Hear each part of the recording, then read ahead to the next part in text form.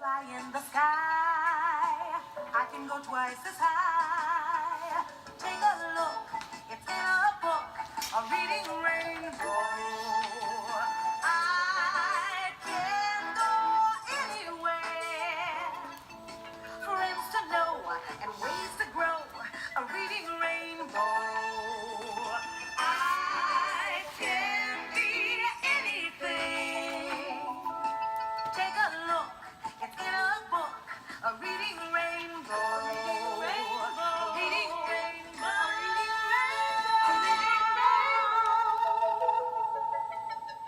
Who's in a Family by Robert Scutch.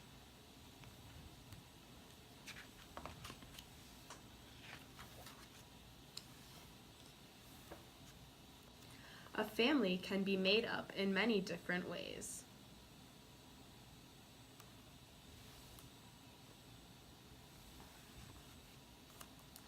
Families are made up of people, and animals have families too.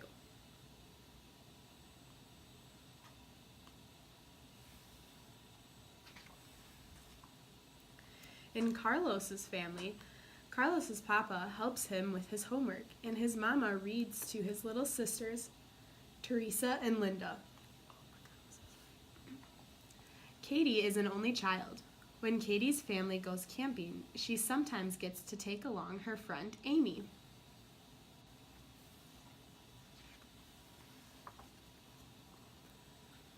Amina and Gathia live with their father. They love it when he puts on a puppet show for them.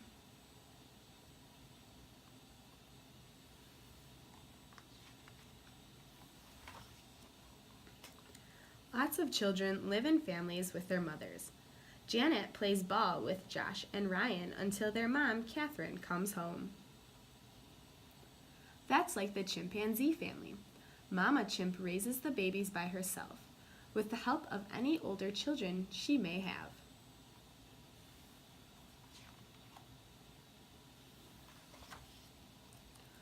Laura and Kyle live with their mom, Joyce, and her partner, Emily, and a poodle named Daisy. It takes all four of them to give Daisy her bath.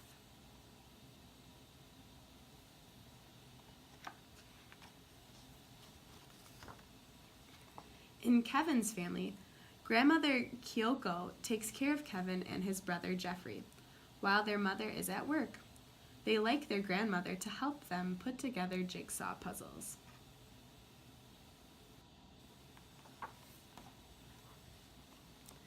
In elephant families, the oldest female elephant is full charge of a family made up of only mothers, aunts, teenagers, and babies. Male elephants live together in their own family.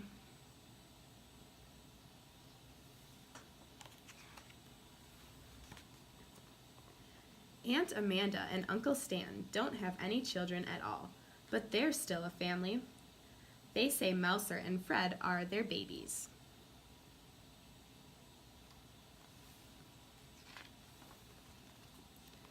Ricky has two families. Most of the time he lives with his mom, but when Ricky visits his dad, he has a baby sister to play with. In lion families, there is only one father, but lots of babies and several mothers to take care of them and get them food.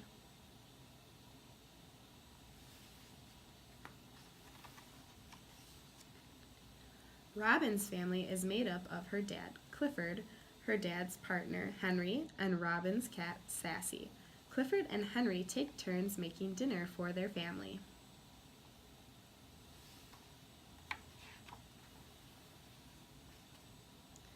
Families can look different from each other.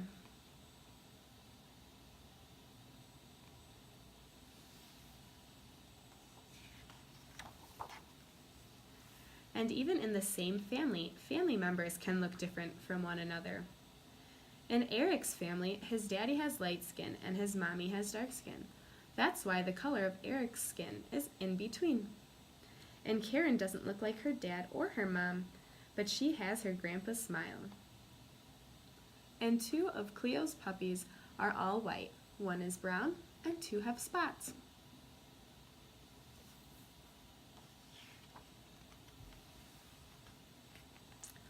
Who's in a family? The people who you love the most.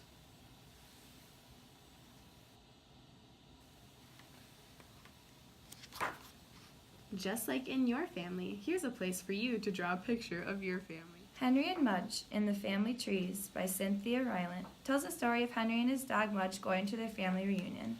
They spend time with all of the aunts, uncles, and cousins, singing and dancing all day. Henry, Mudge, and Henry's favorite cousin Annie spent the day together and played games with their family. At the end, Henry realized how great having his family was and that his dog Mudge was equally a part of it. This is the book Still a Family by Brenda Reeves Sturgis. This book shows the struggles that a girl, her mom, her dad, and her doll have. The girl, her mom, and her doll live in a shelter for women and children, while her dad lives down the street. The girl misses how things used to be, especially having her own room and having her dad tuck her in at night. The family finds things to do because being a family means more than living under the same roof. The family saves every penny and stands in line for food, but celebrate everything life has to offer because they are still a family. This book is Llama Llama Mad at Mama by Anna Dwendy. In this book, baby llama becomes mad at Mama Llama. He takes his anger out at her by giving her the silent treatment, throwing a fit, and wrecking things. And he also tries to hurt his mama. Since baby llama is taking his anger out on Mama Llama, she needs to decide how she is going to handle the situation. In this book, readers will be able to relate with the characters and learn from them. Not everyone handles their emotions in the same way, and it is important to try and understand others. Families, Families, Families by Suzanne Lang and Max Lang. This book shows how families can look different from one another, but as long as you love each other, that's what makes you a family. The book talks about diverse types of families and home lives. For example, living with your aunt, uncle, grandparents, having 2 moms or 2 dads, or even only one parent. At the end of the day, as long as you are coming home to those who love you, that's what makes you a family. One Family by George Shannon. This book shows how everyone has different sized families. Some families have 1 family member, some families have 2, and so on. This book also demonstrates how everyone's home is unique in their own. This book celebrates families in all their individuality, beauty, and complexity. It demonstrates how everyone lives together on one earth and all together in one world to make the ultimate family.